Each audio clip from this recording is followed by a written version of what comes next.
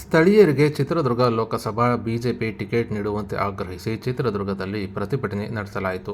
ಇನ್ನು ಚಿತ್ರದುರ್ಗ ಲೋಕಸಭಾ ಕ್ಷೇತ್ರಕ್ಕೆ ಬಿಜೆಪಿ ಪಕ್ಷದ ವತಿಯಿಂದ ಇನ್ನೂ ಟಿಕೆಟ್ ಘೋಷಣೆ ಆಗಿರುವುದಿಲ್ಲ. ಇನ್ನು ಈ ಹಿನ್ನೆಲೆ ಹಾಲಿ ಸಂಸದ ಎ. ನಾರಾಯಣಸ್ವಾಮಿ ಹಾಗೂ ಗೋವಿಂದ ಕಾರಜೋಳ ಹೆಸರು ಕೂಡ ಕೇಳಿ ಬರುತ್ತಿದೆ.